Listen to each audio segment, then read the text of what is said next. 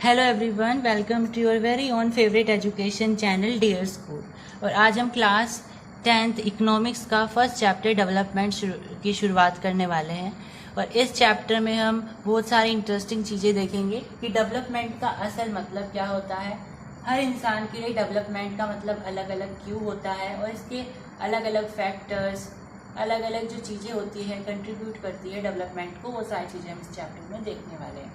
तो इकोनॉमिक्स हमारी class 10th का बहुत इंपॉर्टेंट सब्जेक्ट है क्योंकि हमें सोसाइटी के बारे में बहुत सारी चीज़ें बताता है। ठीक है, आने वाले चैप्टर्स में आप मनी के बारे में देखेंगे कि मनी जो आज हम आजकल देखते हैं वो हमारे पास कैसे पहुंचती है, पहले इसका क्या था, कैसे एवोल्यूट हुई है, ये सारी चीज़ें भी हम इसमें देखेंगे। ठीक है, तो बहुत इंटरेस्टिंग है।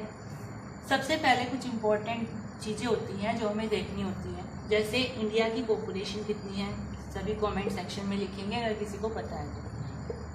इंडिया की पॉपुलेशन, हालांकि रिसेंट डेटा बदलता रहता है, आज कुछ है तो कल रोज़ बदलता है वो तो, लेकिन जनरली हम जो काउंट करते हैं वो 138 करोड़ जो पिछले सेंसस के अनुसार हुई थी वो है।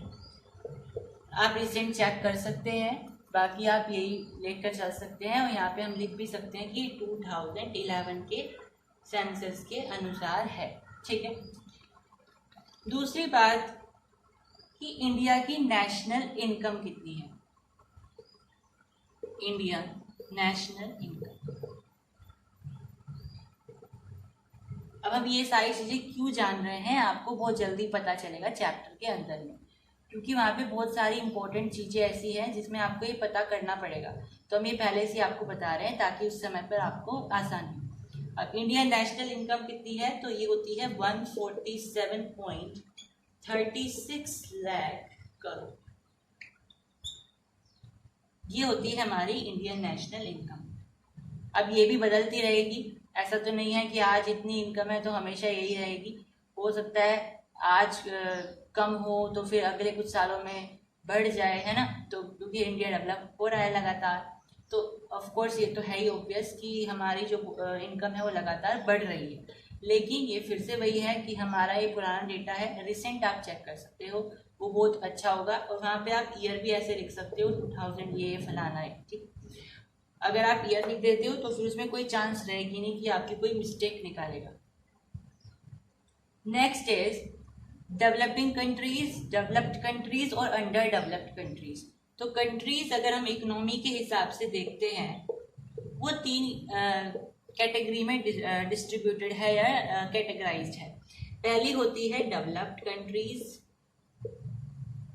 दूसरी होती है डेवलपिंग कंट्रीज, तीसरी होती है under developed countries. Under develop या अंडर डेवलप्ड, अब देखो इनमें फर्क क्या होता है। डेवलप्ड और डेवलपिंग का मतलब हो सकता है कुछ स्टूडेंट सेम समझे, लेकिन सेम होता नहीं ऑफ कोर्स। ठीक है, क्या फर्क होता है वो देखिए। डेवलप्ड का मतलब होता है ऐसे देश जो विकसित हो चुके हैं, उनमें वो सारी टेक्नोलॉजी आ चुकी है जो हमारे अगर हम भारत के पर्सपेक्टिव से देखें तो इंडिया जो है एक डेवलपिंग कंट्री है, वो अभी भी डेवलप हो रही है, अभी तक डेवलप हुई नहीं है, लगातार डेवलप हो रही है, तो वो डेवलपिंग कंट्री है। लेकिन जैसे हम देखते हैं यूएसए है, तो वो बहुत ही डेवलप्ड, बहुत ज़्यादा डेवलप्ड कंट्री है, उसमें वो सारी टेक्नोलॉजी आ गई है अभी से, जिसके बाद जो हमारे देश में लगभग 50 साल बाद आएगी अगर हम परसेप्शन लगाएं। ठीक है, तो ये डेवलप्ड कंट्री है और हमारी जो कंट्री है वो इंडिया जो है वो डेवलपिंग कंट्री है।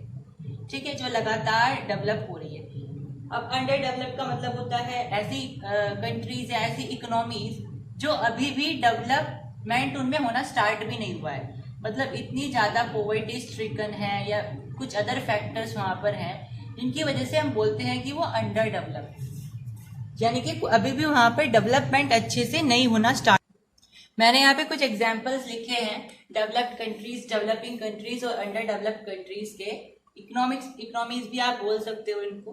ठीक है, देखिए डेवलप्ड कंट्रीज में यूएसए आ जाएगा, जर्मनी आ जाएगा, यूके आ जाएगा, सिंगापुर आ जाएगा। तो ये कुछ ऐसी कंट्रीज हैं जो बहुत डेवलप्ड हो गई है, मतलब डेवलपमेंट ऑफ कोर्स इनमें हो गया है और अब हम इनको बोल सकते हैं कि डेवलप्ड हो गई है। अब ऐसा नहीं है कि अब वो डेवलप हो नहीं रही है, ऑफ कोर्स हो रही है, लेकिन जितना हमने एक बेंचमार्क तय कर रखा है कि ये यहाँ तक अगर इस टेक्नोलॉजी तक पहुंच गया, ये बेंचमार्क अगर किसी कंट्री ने क्रॉस कर लिया तो हम बोल देंगे कि वो डेवलप्ड हो गई है। तो ऑफ कोर्स वो बेंचमार्क इन कंट्रीज ने क्रॉस कर लिया है। अब डेवलपिंग कंट्रीज कौन सी होती है? जो लगातार डेवलप हो रही है, अभी तक उन्होंने वो बेंचमार्क क्रॉस नहीं किया है कि वो डेवलप्ड हो जाए, अभी भी वो डेवलप हो रही है, लगातार डेवलप हो रही है। इंडिया इसमें कंट्री में है और इंडोनेशिया, मलेशिया। ऑफ कोर्स आपको ये एमसीक्यू में आ सकता है कि इंडिया इनमें से कौन सी कंट्री है, तो डेवलप्ड है, डेवलपिंग है, अंडर डेवलप है, तो आपको ध्यान रखना है इंडिया एक डेवलपिंग कंट्री है, ठीक है। अंडर डेवलप्ड कंट्रीज के एग्जांपल्स क्या हो जाएंगे? नेपाल हो जाएगा, म्यांमार हो जाएगा, ये कुछ एग्जांपल्स हैं। आप और भी कुछ एग्जांपल्स सर्च कर सकते हो, लिख सकते हो for the better answer writing. अब कुछ और इम्पोर्टेंट टॉपिक्स हैं। बेसिकली इस लेक्चर में हम आपको कुछ फैक्चुअल चीजें बता रहे हैं। नेक्स्ट लेक्चर से हमारा सही ढंग से चैप्टर स्टार्ट होगा, उसमें हम स्टार्टिंग से देखेंगे डेवलपमेंट की डेफिनेशन से लेकर के हर एक चीज, ठीक है।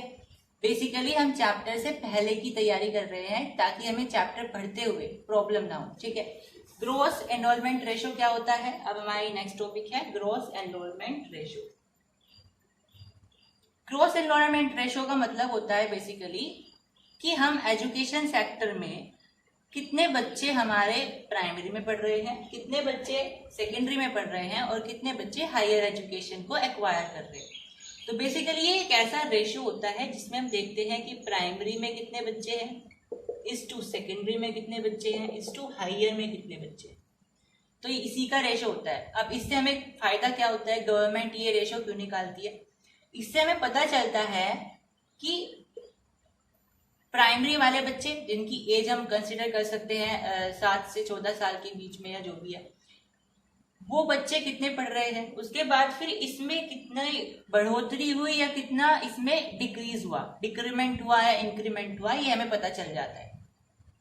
फिर इसमें कितना डिक्रीमेंट हुआ या इंक्रीमेंट हुआ वो हमें पता चल जाता है। तो बेसिकली इससे हमें ये पता चलता है कि धीरे धीरे जैसे जैसे एजुकेशन हायर होती जा रही है, एजुकेशन सेक्टर में डिक्रीमेंट हो रहा है या इंक्रीमेंट हो रहा है। और ऑफ कोर्स जनरल केसेस में देखा जाता है कि डिक्रीमेंट ही होता है, ठीक है। तो फिर वो गवर्नमेंट उसके हिसाब से कैंपेन चलाती है, स्कीम्स चलाती है और इस रेशो को ठीक करने की कोशिश करती है। तो बेसिकली एजुकेशन ओरिएंटेड एक रेशो होता है जिसमें हमें पता चलता है कितने बच्चे किस सेक्टर में हैं। अब एक और फैक्चुअल डिटेल है कि इंडिया में लाइफ एक्सपेक्टेंसी कितना है रेट, यानी कि भारत में औसत कितने उम्र तक इंसान जीता है, ठीक है।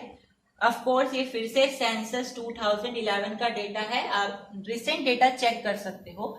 लाइफ एक्सपेक्टेंसी रेशो या रेट हम बोल सकते हैं कितना है, ईयर्स के हिसाब से कितना है, तो वो है 62.8 ईयर्स, ठीक है। 62.8 ईयर्स है अगर हम सेंसस 2011 के हिसाब से देखिए। वैसे आपको जरूरत नहीं है रिसेंट चेक करने की। अगर क्वेश्चन आता है तो आप आंसर राइटिंग में यहाँ पे सेंसस 2011 लिख सकते हो ब्रैकेट। वैसे एमसीक्यू में ऐसे ऐसे आते नहीं हो, अगर आपको आंसर राइटिंग में लिखना है तो आप ऐसे लिख सकते हो। एमसीक्यू की टेंशन नहीं लेनी है क्योंकि एमसीक्यू में इस तरह के क्वेश्चन नहीं आते हैं कि रिसेंट डेटा बताइए, ठीक है। नेक्स्ट हमारा टॉपिक है human development vs economic development. चलिए, अब ये दो टर्म्स हैं हमारे, human development, economic development.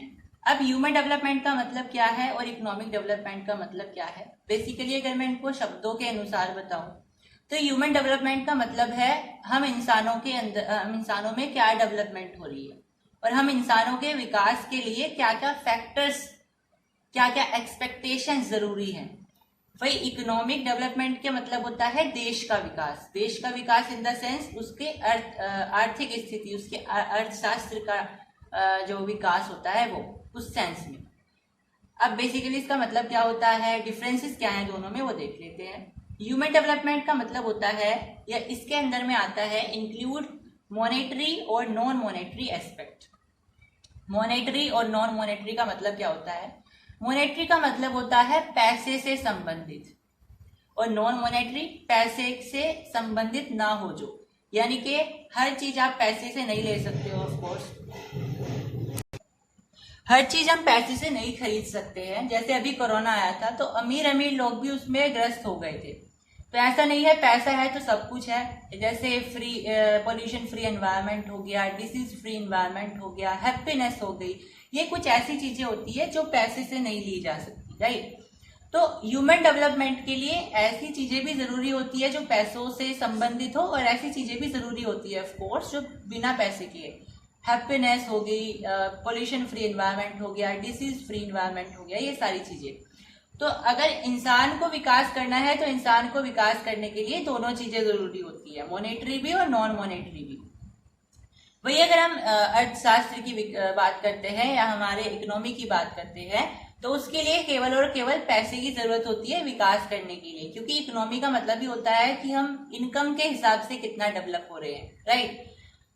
Next, human development में हम क्वांटिटेटिव और क्वालिटेटिव ग्रोथ की बात करते हैं। मतलब ऐसी ग्रोथ या ऐसी बढ़ोतरी किसी चीज में जिसमें क्वालिटी भी हो और क्वांटिटी भी हो, मतलब कि वो चीज ज्यादा भी हो और साथ के साथ उसकी क्वालिटी भी बढ़िया हो, ठीक है। जैसे एग्जाम्पल के लिए हम बोल सकते हैं कि हमें 10 पैकेट बिस्किट के मिले और साथ के साथ उन बिस्किट की क्वालिटी भी बढ़िया हो, ठीक है। वो हो गए हमारे पास ह्यूमन डेवलपमेंट, क्योंकि हमें वो खुद खानी है।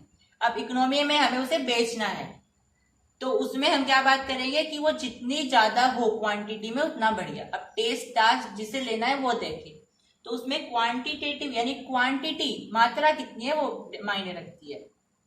ह्यूमन डेवलपमेंट में इट इज एंड और final good of all development. भाई जितनी भी डेवलपमेंट हो रही होती है, चाहे वो इकोनॉमिक डेवलपमेंट है, चाहे वो कोई भी डेवलपमेंट है, उसका मेन मकसद क्या होता है, असल में आखिर में आकर के ह्यूमन डेवलपमेंट को फायदा पहुंचाना। क्योंकि ये सारी डेवलपमेंट, इकोनॉमिक डेवलपमेंट हो या जैसी भी डेवलपमेंट है, वो सारी करवा कौन रहा है, ह्यूमन करवा रहे हैं। तो ह्यूमन डेवलपमेंट ही उन सब डेवलपमेंट का मेन और फाइनल गुड होता है। मतलब कि लास्ट में आकर के उन्हें ह्यूमन डेवलपमेंट ही करनी है।